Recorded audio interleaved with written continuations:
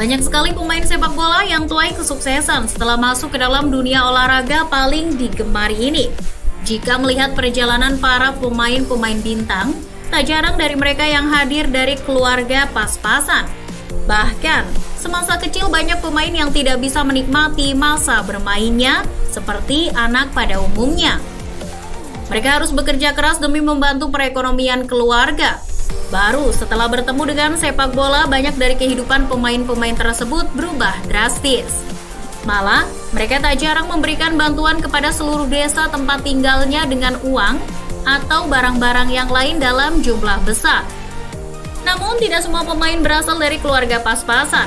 Ada sejumlah pemain yang memang sudah terlanjur kaya dari lahir.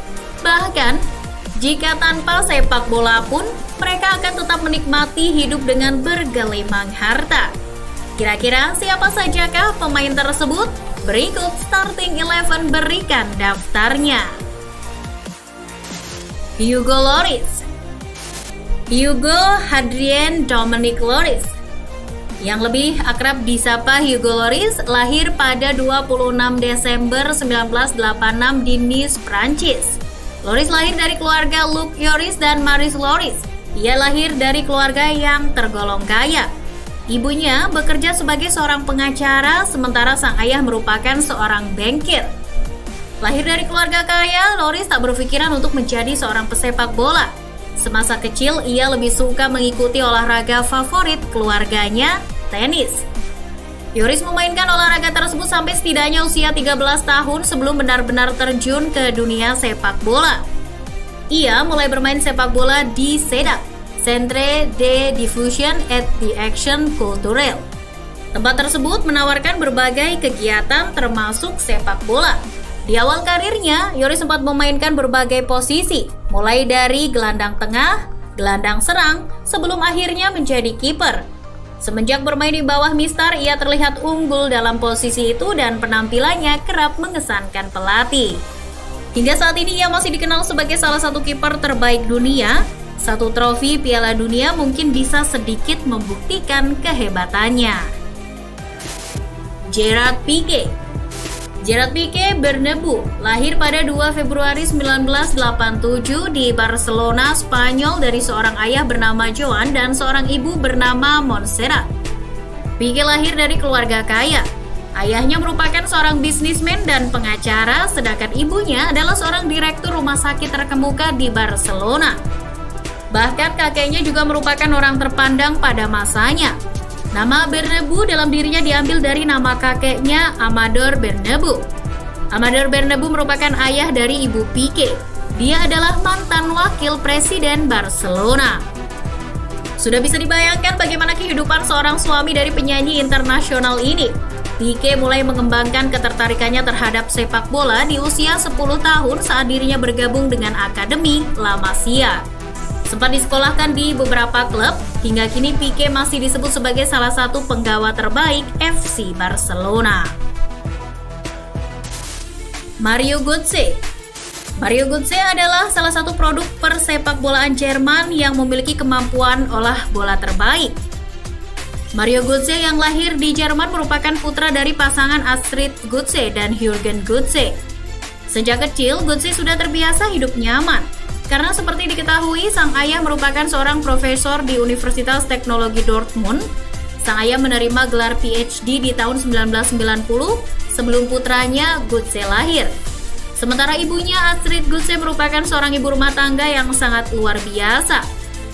Di balik karir gemilang ayah Götze, ibunya memiliki peran yang sangat vital.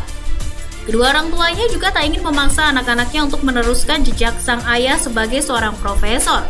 Mereka benar-benar membebaskan bakat dan minat sang anak. Götze sendiri memilih karirnya untuk menjadi seorang pesepak bola.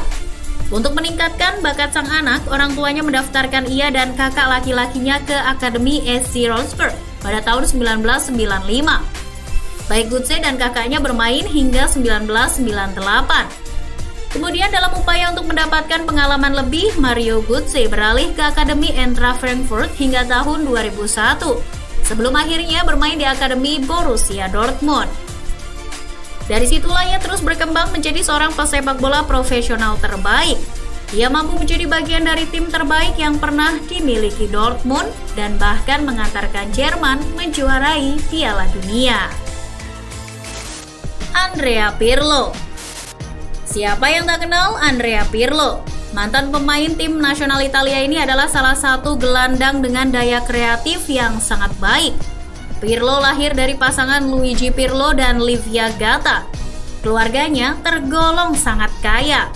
Bahkan bisa dikatakan jika dirinya tidak menjalani profesi sebagai pesepak bola profesional, maka ia akan tetap mampu menjalani hidup mewah dengan meneruskan usaha milik keluarganya. Seperti diketahui, sang ayah merupakan seorang pebisnis handal.